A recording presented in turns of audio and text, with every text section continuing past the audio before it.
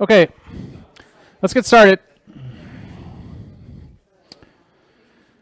So today we're going to go through some more examples of database design. So it's similar to what we covered last time. And this will help with the third homework assignment, which was released recently. And the second half of that was just posted not too long ago. That homework is due on Monday. And the exam is in 1 week from today. And on Tuesday, there's going to be a midterm review. Okay. And there are some practice midterms, I think, already posted. But I think the topics covered by this midterm are going to be slightly different than the past ones. I mean, it's going to be all the things we've covered up until now. So I'll go back over those midterm practice midterms and make sure that you have something that reflects all the different range of questions that will be asked. Okay, so last time we talked about relational database design and specifically introduced a bunch of like terminology and concepts that we have to apply when designing databases. So specifically, there are different types of keys. Actually, I just remembered I didn't video. Okay, good. Yeah, there are primary keys and unique keys in tables to prevent rows from repeating certain columns. The primary key is generally required, and we think of that as defining like what the fundamental feature is of the elements in the table. So what has to be different, what can't repeat. Foreign keys are used to link tables, and they generally point to primary unique keys so that you can have references that refer to unique rows in another table. Those foreign keys create parent and child table relationships. So in other words, you have to fill in the parent table first before you can create an entry in some other table that refers to that parent table. And in some cases, that means that you can't delete rows from one table if they're referred to from another table. But that depends on how the foreign keys are set up. We labeled tables in a few different ways. So most tables represent objects.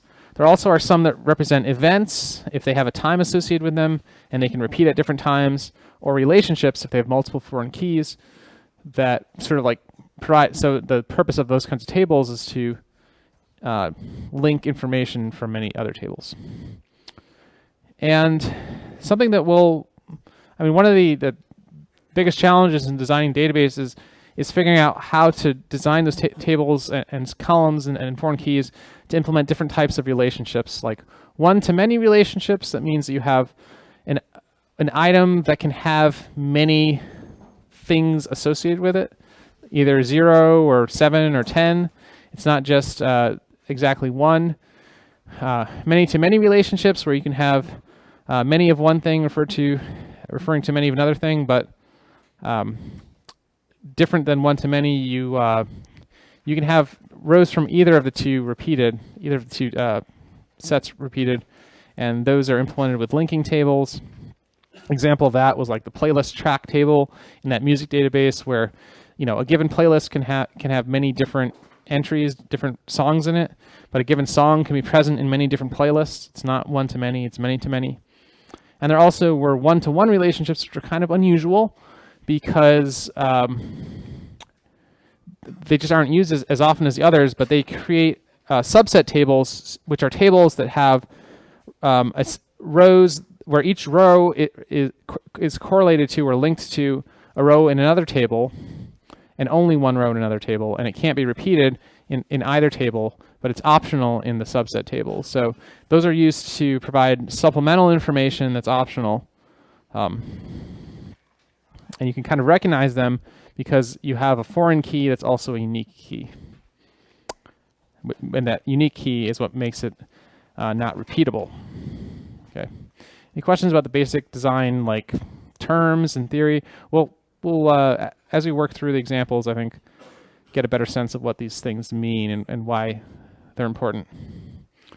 So I gave some steps for designing schemas. These aren't really very important, I guess, but the first thing usually is to figure out what tables you need, starting off usually with objects, then adding relationships later. And then after that, like as you're defining each table, what that means is giving it a name, figuring out what it represents, and that usually means you have to figure out what the primary key is for that table, meaning what can't be repeated, what's always unique for that table, and then what other data is associated with those things. In other words, what are the other columns in that table? After that, you can create foreign keys that link tables so that tables refer to other ones. And then, finally, you can add unique keys or optional columns or like little details.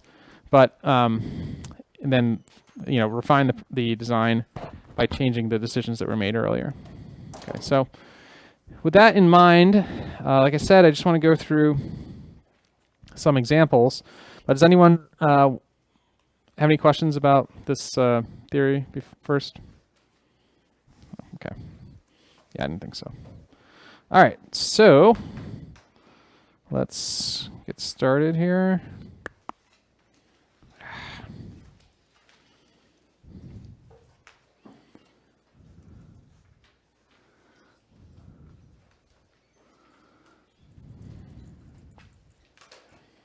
Okay.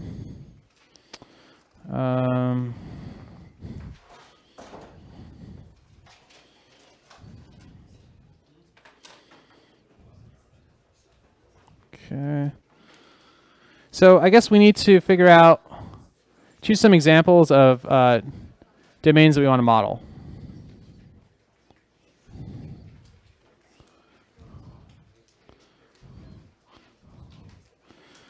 Okay. So last time we did movie theater and safe ride, right? So any suggestions?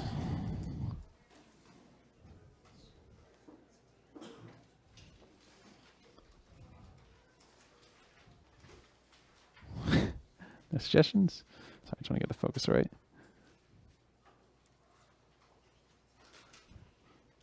Okay, so how about a lending library, like a book library? I think that's a good one. So if we're doing I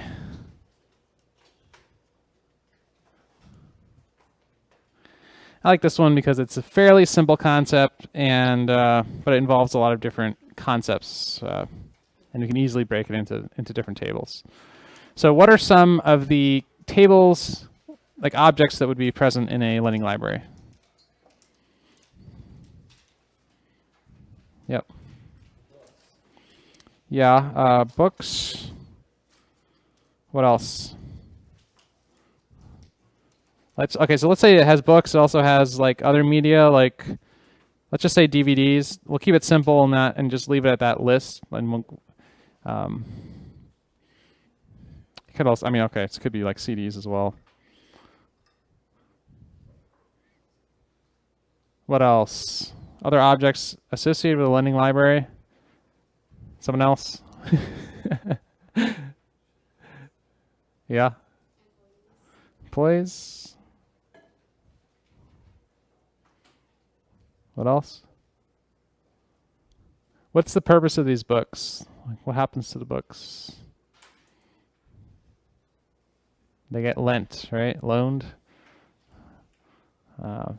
And they're loaned by customers. We'll call them patrons because they're not paying. Okay? Just a different word for the same concept. Seem reasonable? There are probably other things we can add later. But let's start with that. So which of these is the simplest table, you think, to implement?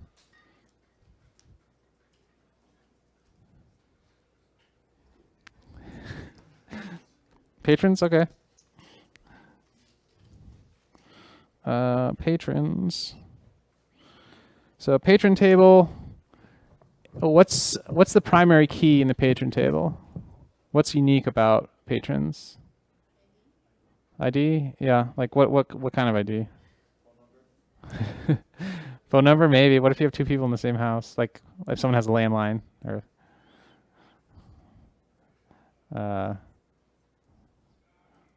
Yeah. Library card number. Yeah. Great.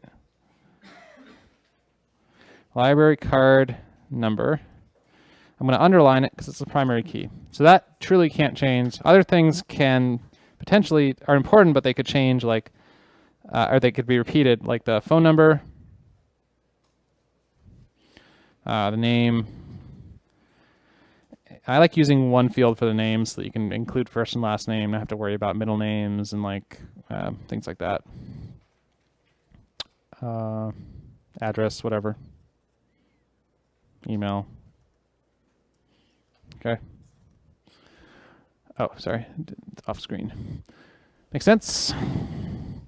So we also had books, CDs, DVDs, employees, patrons.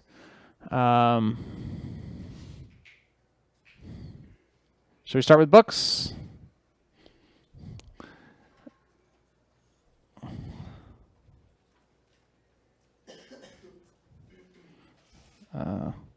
So what is the primary key for books?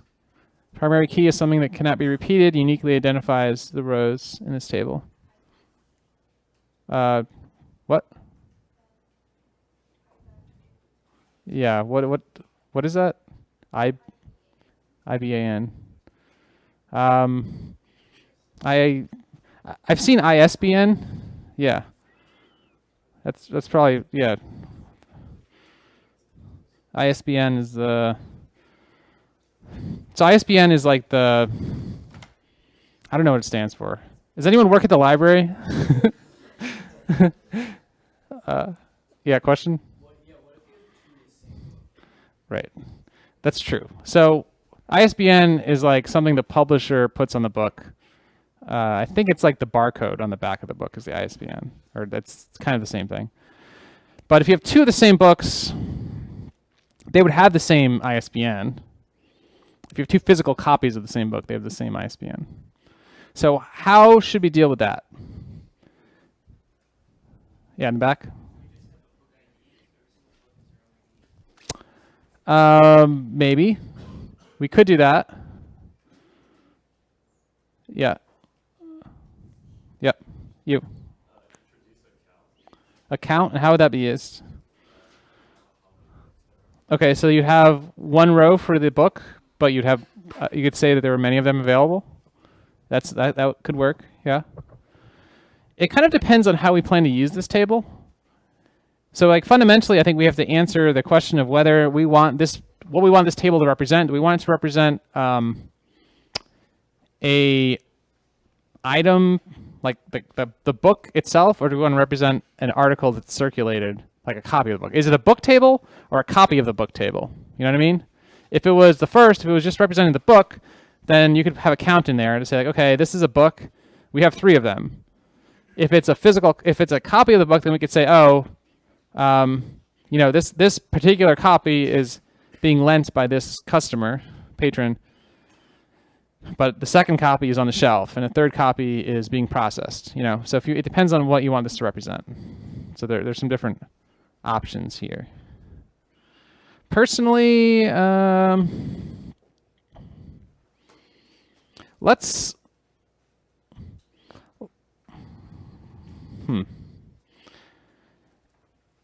We could.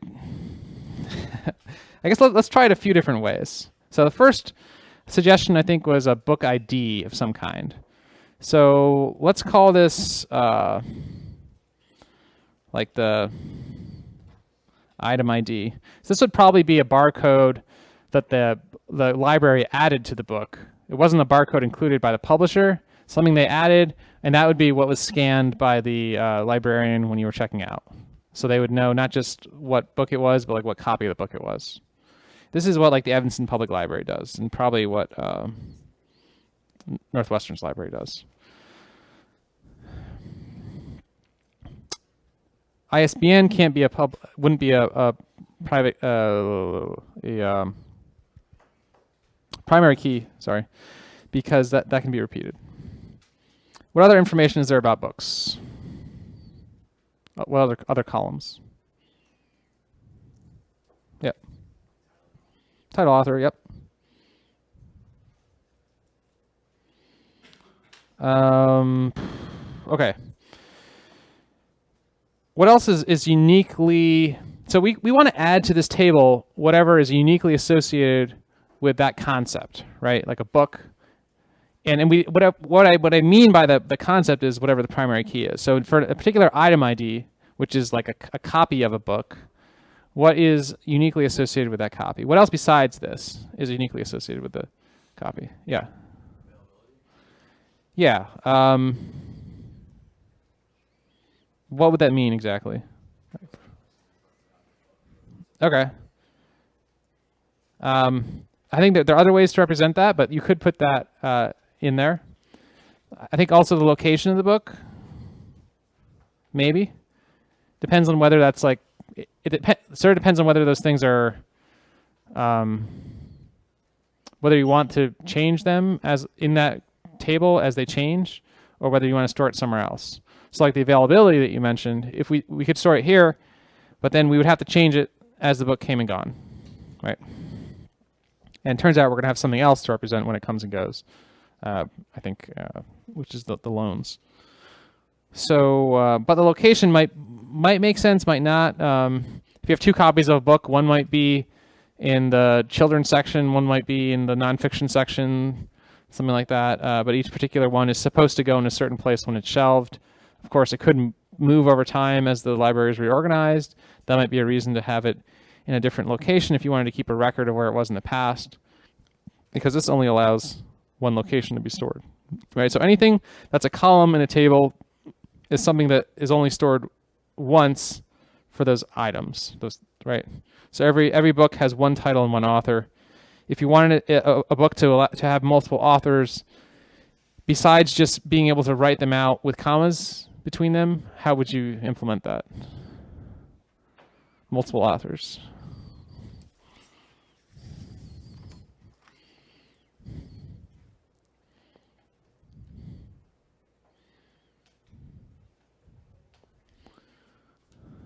Any ideas? So if you want to create a many-to-one relationship between books and authors. So what I'm claiming now is that by putting a column in here, we're only allowing one author. But if we want to allow multiple authors, how would we do that? Yeah. You could create, like, take author out and then create a new table. Yeah. What would that table be? Like, it could be like book author.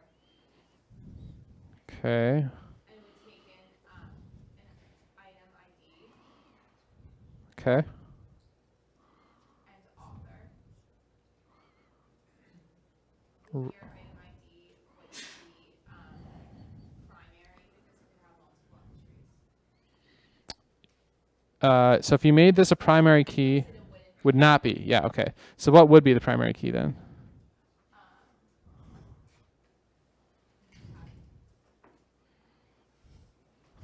Yeah.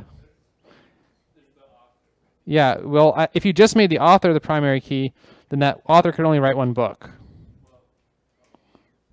So you actually want a combination of the two. Or you could add some kind of arbitrary, like, numeric thing that was uniquely associated with this. But if you make both of these, if you make this a composite primary key, so a two-part primary key, that means that the combination of these two cannot be repeated. So any item can have many different authors, but the same combination of item and author can only exist once, because you can't author the same book twice. Like that doesn't even make sense. And this item ID would kind of like point. It would be a foreign key that pointed to the book table, right?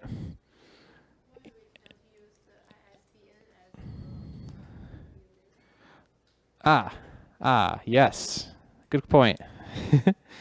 You would actually probably want the ISBN to be the primary key to be used here, right? You'd have to think the reason that's better is because then if you have multiple copies of the book, you'd only have one listing of what the author was. However, in order to make this work, for this to be a foreign key that referred to something, you would have to have another table for the books, right? So in order to make this work, what you could do is have ISBN point to a book table here that had the ISBN primary key, and here you might have things like title and author, or not author, just title, because you're representing author here. Title and like, publication year. And then separately you might have maybe like an item table that would have an ISBN and like an item ID. Item ID would be the primary key. Maybe location would be here. So in this sense, oh, sorry, that's off the screen. You should tell me when I do that. All right. But anyway, so I took one. That's kind of interesting. I took one table, and if I wanted to represent the author, multiple authors, and I wanted to do it in a way that didn't require repeating that record for the different copies, I actually kind of need to split it into 3 tables, so that the book author points to the ISBN in the book table, and we also have items. We can allow multiple items to exist. So there actually are 2 many-to-one relationships. For every one book, there are many authors and many items. And so those are represented by many-to-one relationships. So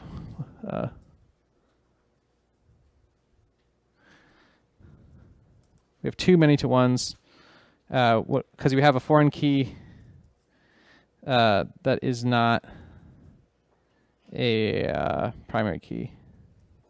Like here, ISBN is not a primary key. It's part of a composite primary key, but it's not itself a primary key. And here, ISBN is not a primary key. If it was a primary key, it would be a one-to-one relationship. Okay. All right.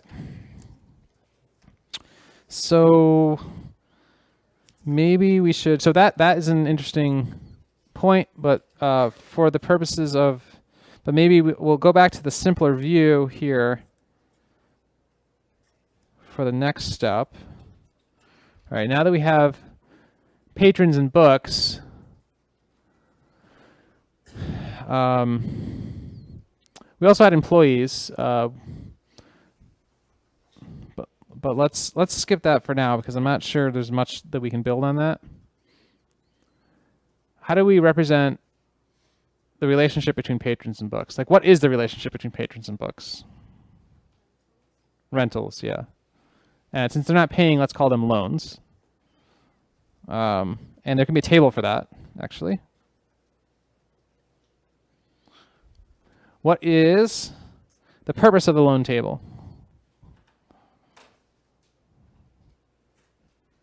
It's to represent loans. Okay, so I guess the question is, what is a loan? It's an event. What kind of, like, what does the event mean, just in like plain English? How long the book has been out? Yeah. So it's an event describing a book being out. What does it mean for a book to be out? Someone has it. It's not in the library. A patron has it, specifically. So what I was trying to steer you toward is that loan is a relationship between books and patrons. It's an event that occurs relating books and patrons, right? I mean, it's a weird way of saying it, but that's right, right? So it has, because it's an event, it has a date and time.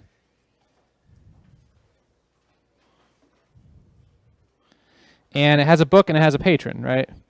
So to store the fact, to refer to a book, what column do we add here?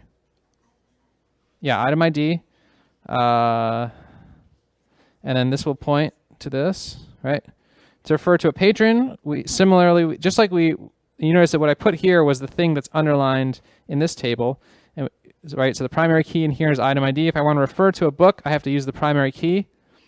Similarly, if I want to refer to the patron, I have to use the primary key over here. So I'm going to say patron card number, to refer to the patron involved here. Okay. So a loan says that a row in the loan table says that at a given time, a given item was taken out by a given patron, right?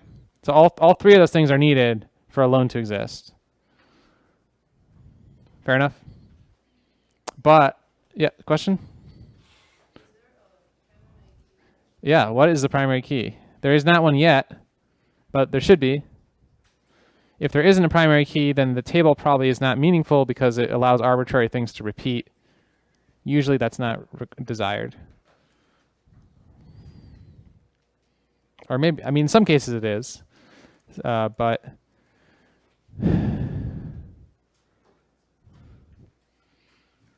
what would you, if you had to make a primary key here, what would you choose?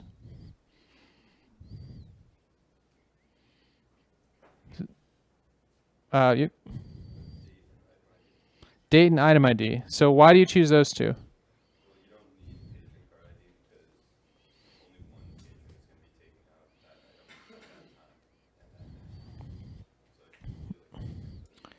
Okay, so if you were to do that, that prevents the combination of a date and an item from repeating, right?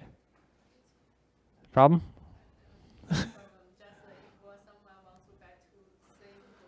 Yeah. Okay. So I guess the same. Let's see. Let's bring up some examples here. So whenever when coming up with composite primary keys, it's helpful, I think, to draw out some examples. So we have date, item, and patron. Right. So if we make the first two a primary key, then that means that we do not allow it to repeat as a pair. So we can't say, for example, that on day one, item one was out by patron one and also by patron two. That seems like a good restriction to have. The same item can't be taken out by two different people. So that's not allowed. However, we do allow the other variations to change. Like, for example, on the same day, a different item could be taken out by a different patron or even the same patron. That seems reasonable, right? There's no problem with that. And the same item on a different day could be taken out by a different patron or the same patron even. That seems okay, right? So overall, it seems like a pretty good choice. Right. But again, what's not allowed is repeating the same pair of these with different values for patron. So same item, same date, different patron. That's not allowed. Okay.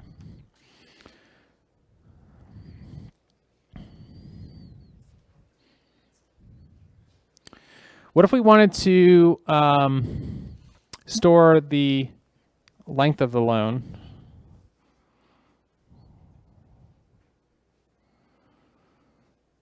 Like some items are available for longer than others or taken out for longer than others.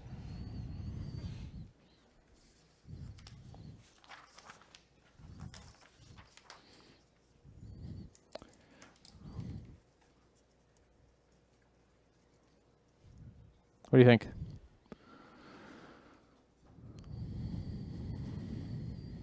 So, like, okay, so we're going to have a length column that we add somewhere, right? Where do we want to put that? What table?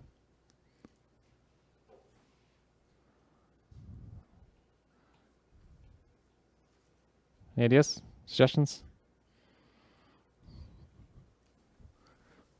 Let's say we put a loan length table on the a loan length column on the book table. What would that mean? Yeah. Yeah, each book can have assigned to it a unique loan length. Is that appropriate? Yeah, yeah. So you might have different categories of books. Some reference books might have no loan length. They might have like a 0 stored there.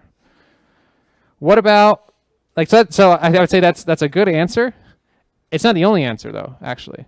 Right? What if you put loan length on the patron table? Could that have a useful meaning? Yeah. Like at Northwestern, for example, I can take out a book forever because I'm faculty. You can't. Um, so you can have different people have different loan lengths, right? So in some cases, it might be the person that determines the loan length, not the material, right? Finally, what if I put the loan length column on the loan itself?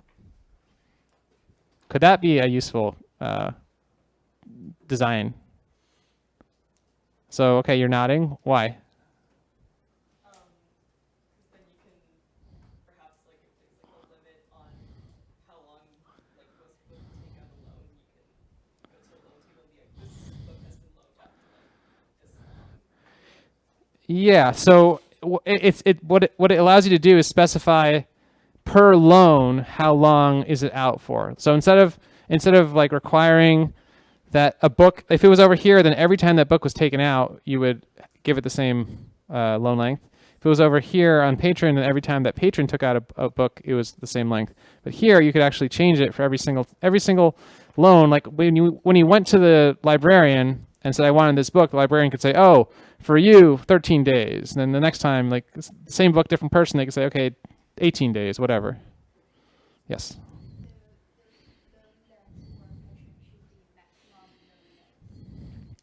Yeah, right.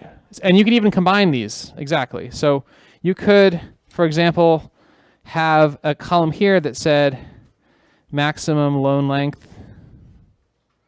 You could have a column here that said maybe maximum loan length, or like, is reference. So like, a column that indicated whether or not a book was a reference book, and that would affect the policy for loaning it out. And then in addition to that, you could also have a loan length column in here that determine, given the information about the patron and about the book, what did we decide for the loan length in the end? Right. Okay. So that's an interesting design question. What about if we have like DVDs and CDs in the system as well? Let's just say DVDs. We want to include DVDs. How do we do that?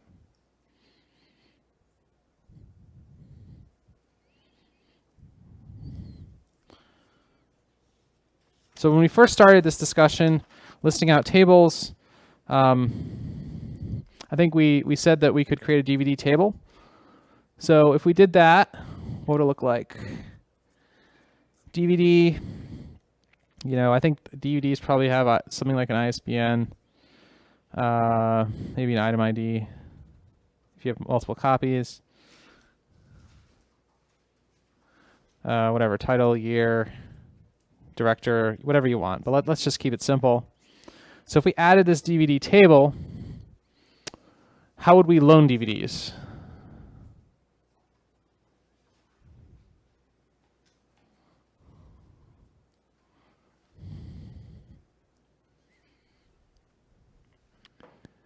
So we loaned books by creating a relationship between patrons and books.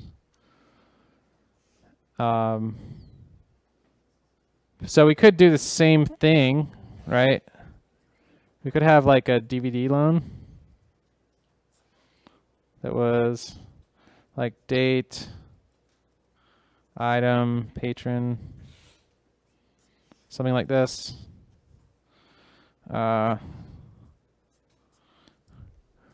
Right, but what's the problem with this design? Like, is there a better alternative to this? Yeah, here. Yeah.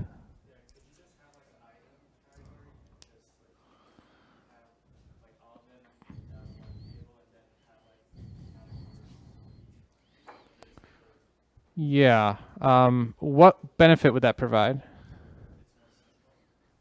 Simple in what sense?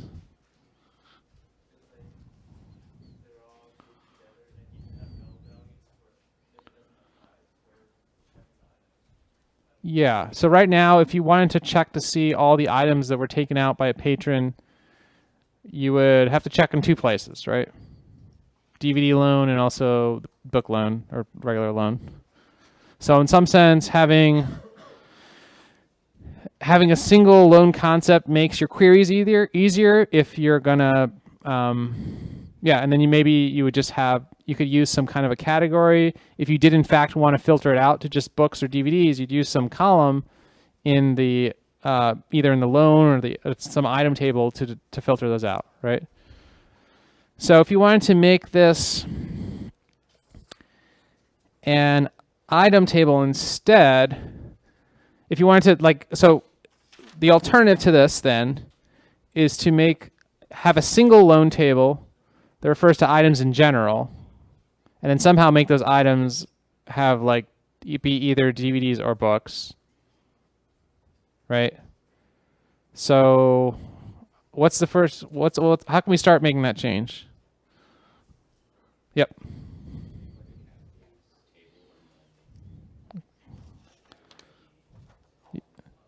Yeah.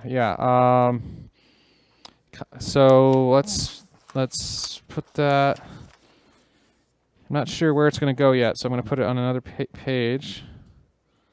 Category. Just make a category ID and then maybe category description. This is very similar to what we had in the products database, the sales orders, and also recipes. And category ID would be unique, so we want to underline that. And what would refer to category? Say again? In a loan. So if you did that, where would you store DVDs?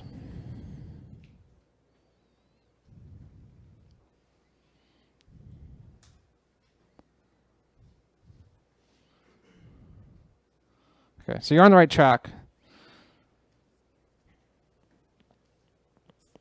But we can actually, so the trick here is that if we want a single loan relationship or event table, then whatever it refers to, this item ID has to be generic and not just a book thing, right? You can't just point to a book table. Instead, it has to point to, if we want to make this more generic, let's make this an item table. And then if we want to allow items to be different types, right, we can add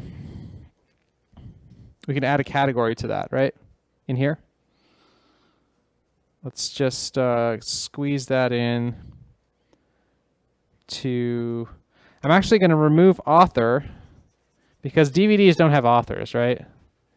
DVDs have writers and directors and publishers and actors, but not really authors. So since we made this more generic, we actually have to remove some of the elements of it that are no longer relevant, right? So I'm going to remove author and put in category. That's going to be category ID. And I guess that will point to a category table that has an ID and a description here. Sorry, this arrow actually should point to this. The arrow should point to this row here, to this column here, not to the title. But I think you get the idea. Right. So now we can store things in here now that are DVDs or books or whatever. And we can indicate what kind of thing they are by changing this category column, right?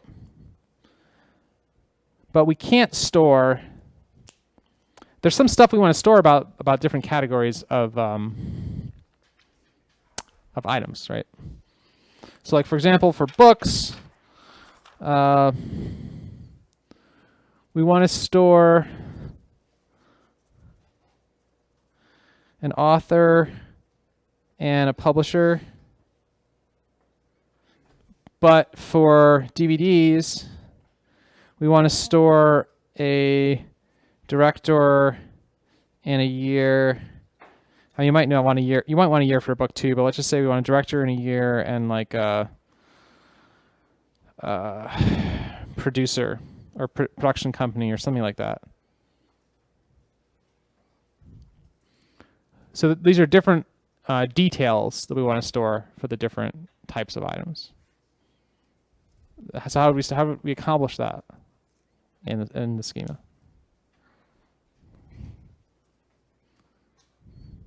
So of course, if we were just looking at one of them, like books, and so if we could put these columns in the item table, but then that would, okay, let's try that. Like if we added here the author and publisher,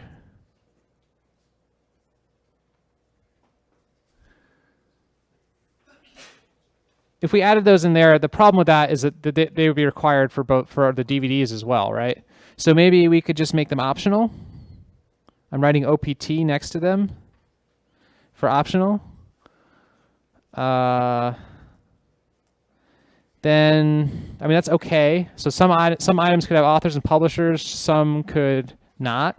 Some items could also have directors and producers, and those would be optional too. I don't like this design though. So what's the shortcoming of this design?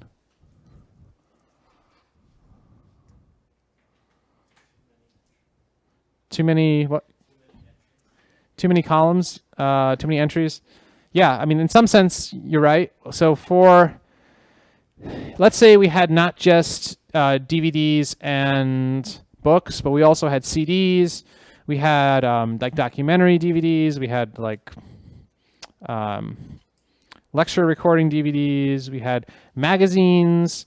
We had children's books and nonfiction books and novels and plays. Like we had many different categories of items, not just books and DVDs. And each of those categories had different qualities, different characteristics. This list could get very long with a lot of optional things, right? And for most items, most of the things would be empty, right? Because they only applied to one of the categories, right? So it's wasteful in space, because for every item listed, you have these spaces dedicated to things that are probably not going to be filled in. And it also makes the design kind of messy, I guess. So if you don't want those there, how can you otherwise deal with them? What's the solution if that's the problem?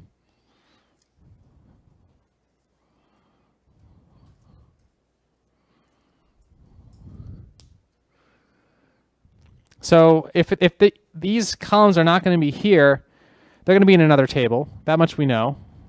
They have to go somewhere. They probably can't go in any of these other tables, right? Nothing to do with patrons, nothing to do with loan. They're kind of associated with the categories, but these category rows, there's only one for each category, right? So it doesn't really fit there. So what do we do with them? Put them in a new table, right? And we can actually make a new table for each of the two types of details that we want to provide. So for book, we can have author and what was the other one? Publisher.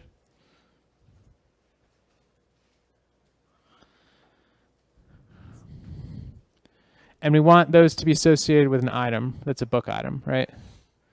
So how do we also need what in this table? One more column.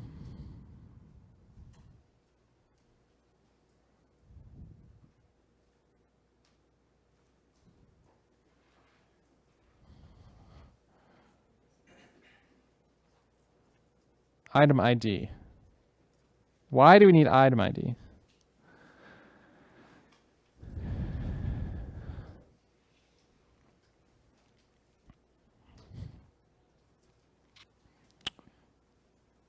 So what's the purpose of this table here? We're going to have rows. So for every item, if it's a book, we'll have a row in here that has like the basic information, like the title and the category and location.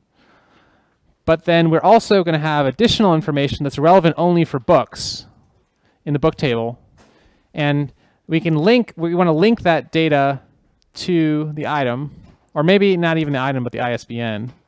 But again, this design, if we're using that more complex design, we might even have the ISBN there instead. But let's not go there for the moment. Although in reality, that's probably what you'd want. So this item ID can refer to the refer up here to the I guess to that table. All right.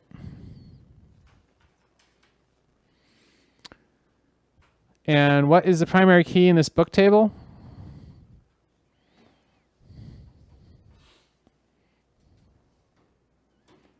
Yeah. Okay.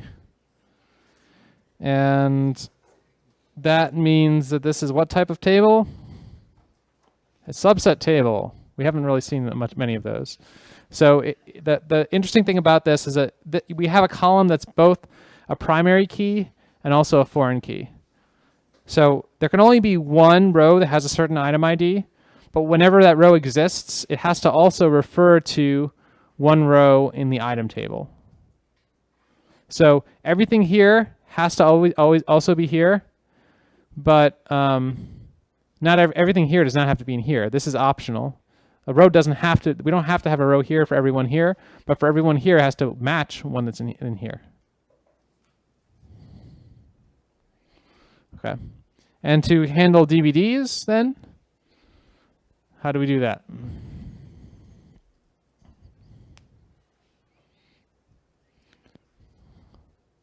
Another table. DVDs. We had the director, producer,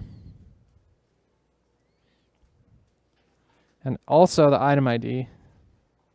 Same exact structure, except we're just changing the types of details we have.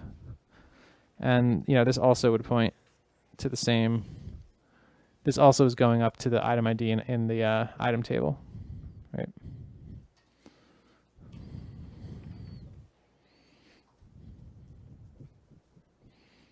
I guess I would probably want to actually draw two arrows to make it clear. Okay, so it's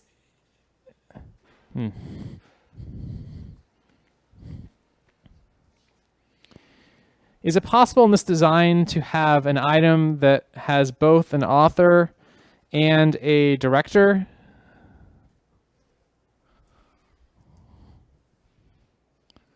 Both an author and a director, these two. Is that possible?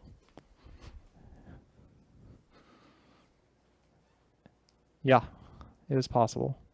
There's nothing to stop. The only thing so these keys, both the primary and foreign keys, what they're enforcing is that if you have something listed here, it has to match an item. If you have something listed here in DVD, it has to match an item. But there's nothing to stop a single item from having both a row here and a row there. Okay, which you may or may not. That may or may not be a problem, I guess. Okay. All right.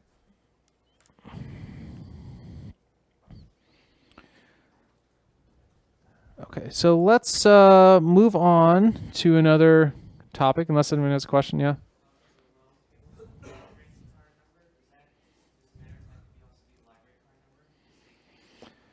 The name doesn't have to match. If the name does match, what's the advantage of having matching names? Anyone remember? Yeah. Yeah, you can use a natural join if the names are matching, and that makes your syntax a lot shorter for your queries. But if the names don't match, then all you have to do is say, remember the purpose of creating foreign keys and having things in different tables is to eventually be able to do queries that join them together to do analysis. And so if you're looking at loans and you want to see the person associated with the loan, you do select, select star from loan, join patron on patron card number equals library card number. That would work. Or you could say loan.patron card number equals patron.library card number. You don't actually need to do that because there's no ambiguity about those columns because they only exist in one table. Yeah. But you can, in your foreign key definition, what you do is you specify the column in the column where the foreign key is being defined, and then additionally the table name that you're referring to and the column name you're referring to. So you can say patron card number has a foreign key to patron table, the library card number column. So it doesn't have to match. All right, so let's do another example. Any ideas, preferences?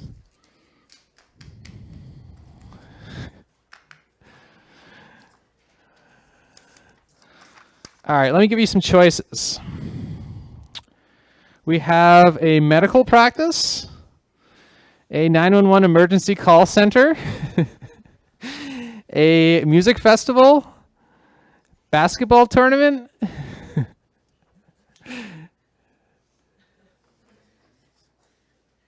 We'll take a vote. 911 call database, music festival, medical practice, okay, and basketball tournament. Okay, we have to do this again. Basketball tournament or music festival. Those are the only two choices. They're close, but let's go with music festival. So actually, why don't you start listing out the different objects that you think will be present there, and I'll be back in 1 minute.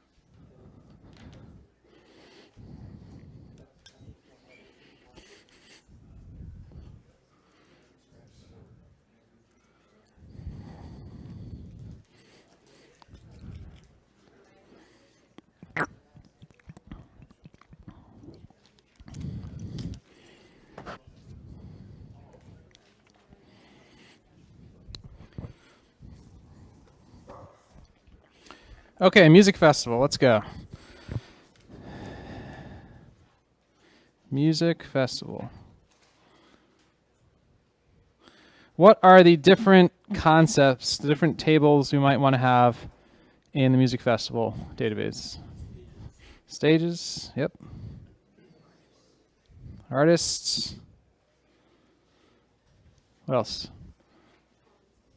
Performances, yep. What else? Yep. Style, like a category of. Oh, staff, yeah. Staff, other kinds of people, the actual attendees. I don't know if that's the right word. Anything else? Sound pretty good. What was that? Food trucks? Yeah, you could have food. What in general? Sponsors? Yeah. Okay, that's more than enough. So let's start with the basic stuff, which is like these first three are all related, right? The performances are like associated with the artists and stages. Yeah. So if we want to create an artist table, what are some elements of that? Columns. Artist has a like name, or let's just say name. I'm not sure that's the right terminology, but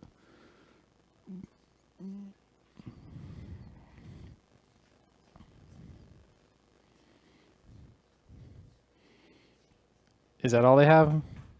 That's actually like the most important thing. What? Yeah, like what kind of agent? Yeah. Okay. How are we going to refer to this artist elsewhere in the design? Like, what's the primary key that uniquely identifies the artists? We have a choice here, which is to use the name or to introduce some kind of artist ID. Right? So what would you do?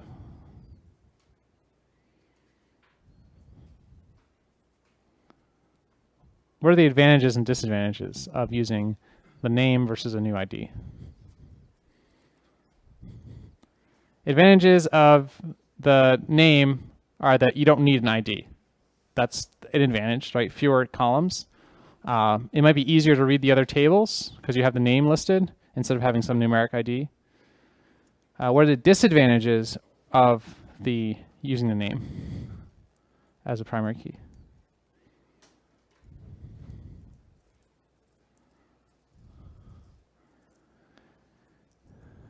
It's kind of long, so maybe there's a space disadvantage, because elsewhere where you're referring to this artist, you have to use some long name rather than just a short number.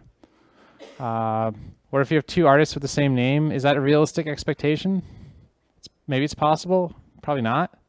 Especially if you have a music festival and there are two artists with the same name, like that would be pretty confusing to people. You probably need to at least have some way of like describing them differently. So that's not a major concern, but maybe the size is a legitimate concern. Anyway, let's just say that we're going to use an artist ID and make that the primary key. So I've underlined it to reflect that it's a primary key. And let's list. Let's make the performance table next. What are the features of performances? What are the columns that would be in a performance table? How do you define a performance? Yeah. So it's probably an event table, but Okay. you're gonna need like artist ID, where, so the stage, probably stage ID. I don't know, like Yeah, we haven't defined the stages yet, but a performance is associated with a person and a place.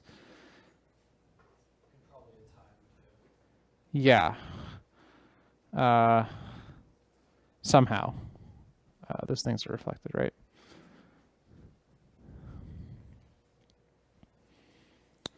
let's come back to that since we haven't defined stages yet. So we'll make a stage table over here. I've cleverly arranged these in such a way that the thing linking them is in the middle. What does a stage have? What are the columns in the stage table?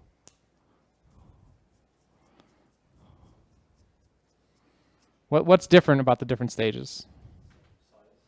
Size, okay. Yeah, like what would that? It could be a street address. Let's say it's somehow it's the location, right, of the stage. It could be an address if it was a sort of like a city festival, or it could be just a number or something like, or like a description that it's like, East Pavilion Northwest or something like that.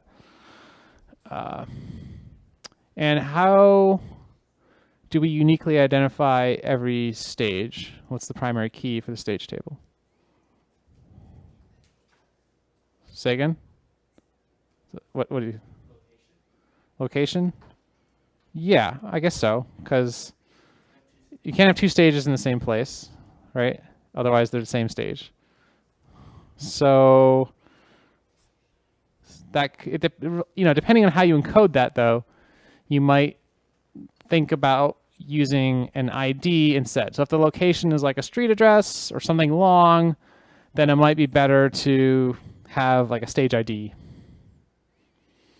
But let's use that for now. Let's call it location just generically. Whoop. Okay. Now, how do we finish the performance table? So this stage now refers to what? Like, what does it point to? This is going to be a foreign key, so just get that away, right? Because this refers to something in the stage table. What in the stage table does it refer to? Location, yeah. So let's point an arrow that goes from stage to the location column of the stage table. And to make this more clear, we could also say stage location here as the column name. And artist ID we already had, so that is going to point here to artist ID, right?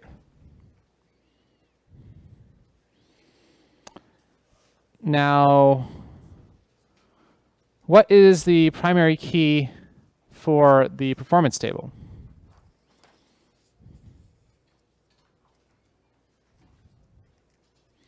What is different about every performance? Yeah. The combination of stage and time. Okay. That seems right. So for a performance to be unique, it has to be at a different time and a different stage. It can be at the same time as a different performance as long as the location is different. Similarly, it can be at the same location as another performance as long as the time is different. Right.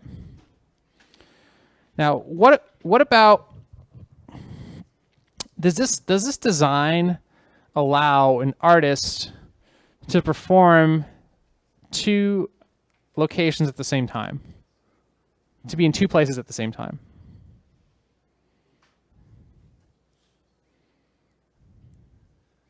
Let's try that. So, if we had let's look at the performance table. We have artist and stage and time. Right. Artist 1 is on stage 1 at time 1. We know that every one of these rows has to have a different combination of stage and time. But if we have the same artist at the same time on a different stage, that doesn't violate this primary key, right? Because this pair is different for the two rows. So this is a valid entry. So these combination of entries are valid, but somehow they are degenerate, or we don't want these rows to be possible because it puts the same person in two places at the same time.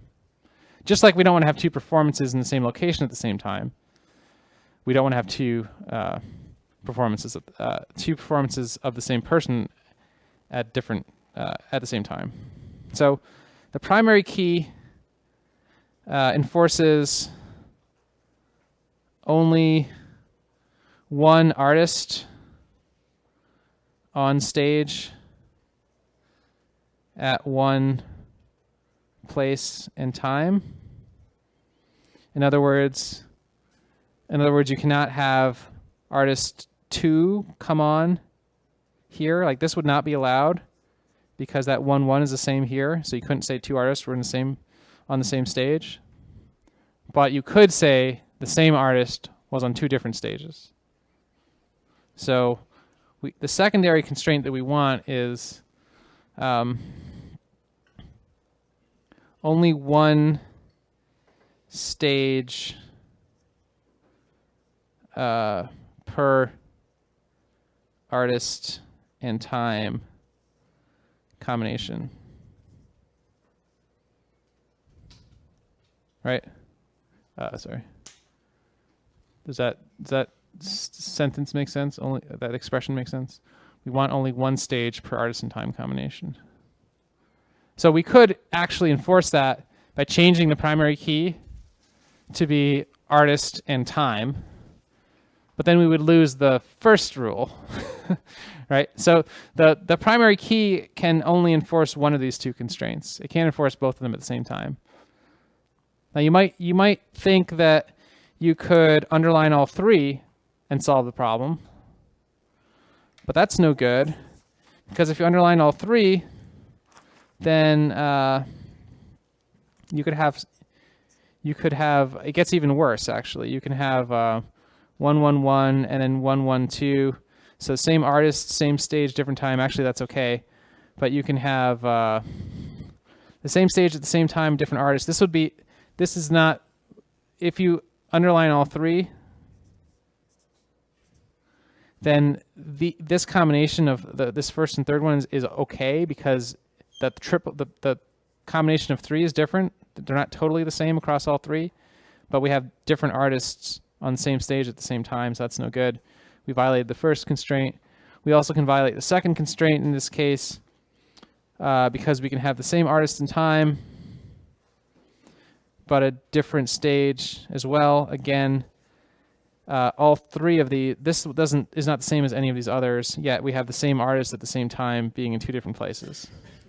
Okay. So how can we fix this and enforce both of these constraints simultaneously?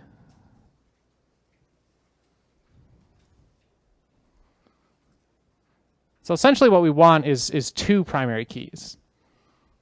Right? We want this one we already have to enforce the first constraint, and we want an additional one on the artist and time to enforce the other constraint.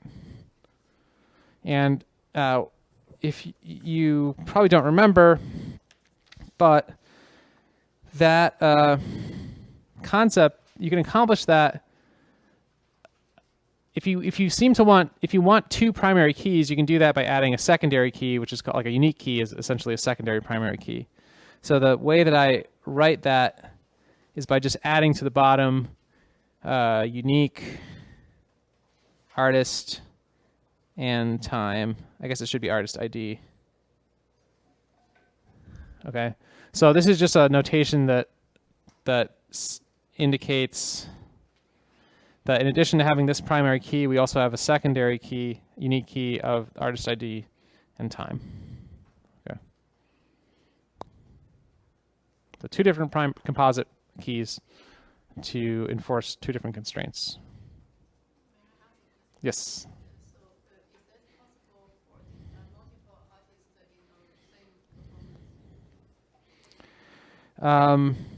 Well, this current design does not allow multiple artists in the same performance, because the primary key says that for a given this constraint here, basically, for a given combination of location and time, there can only be 1 artist, right? So if we wanted to allow that, we could either change that, remove that primary key, or create another table that had a list of artists associated with that stage and time.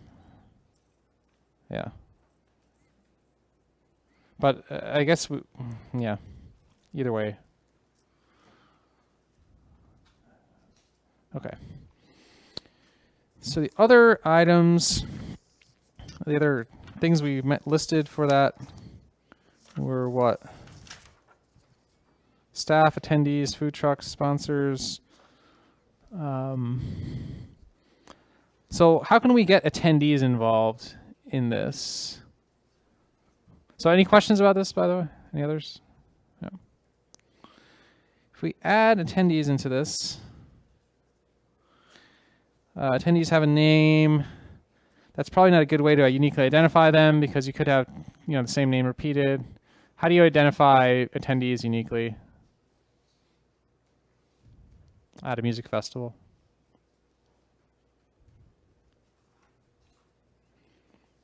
You could have some kind of number that you generated for them. That might also have like a wristband number. Let's say there's a wristband number.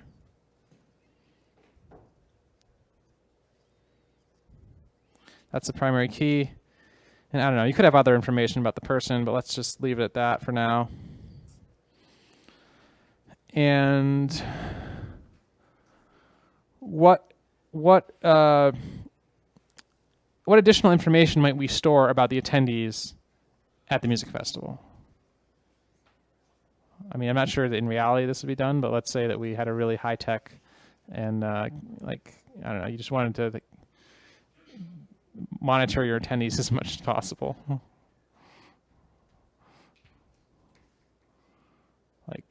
Yeah. Okay, I mean that would be something. Yeah, it's a good point. Where would you put that? Yeah, you could just put lots of different information about the person, like where are they from, origin, gender, age, demographic information, whatever. Those are all things that are like once per person, you need that information. So therefore, the proper place to put it is in the row, this table that stores one row for that person, right? So you can just add columns for that information. What about things that happen multiple times for attendees at a music festival? What would those be?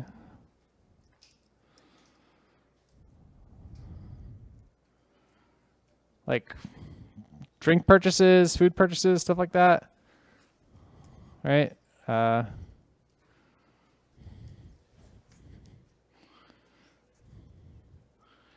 You could have a purchase table, and what would that be associated with?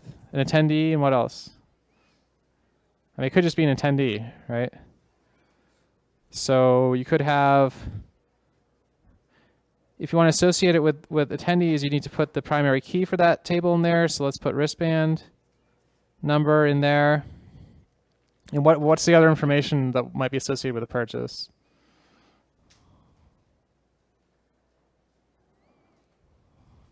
And you could make it really simple and just have like the price and a description.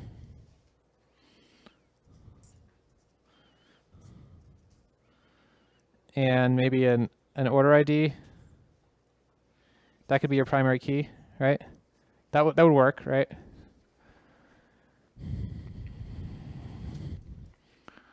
But if you want to incorporate that food truck table that we were talking about, then you could make the purchases more sophisticated. Like if you have a food, let's just say food vendor more generically, over here, there might be an ID and a name and maybe a description and maybe a genre even, whatever. Not really that important. But how can you associate the purchases with a specific food vendor?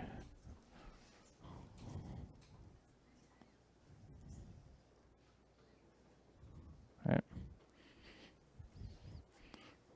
Okay. What's the primary key in here?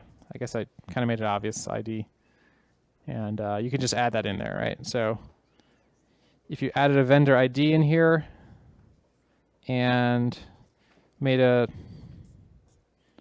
foreign key that pointed to the food vendor table, that would provide additional information about the purchases, specifically what vendor they're associated with. Okay. All right, any questions? All right, so I guess that's it. That's all I have today. So yeah, I'll let me know if you have any specific things you want to cover during the review. Otherwise, I'll see you on Tuesday. I'll make sure that there are some good practice questions posted to Canvas.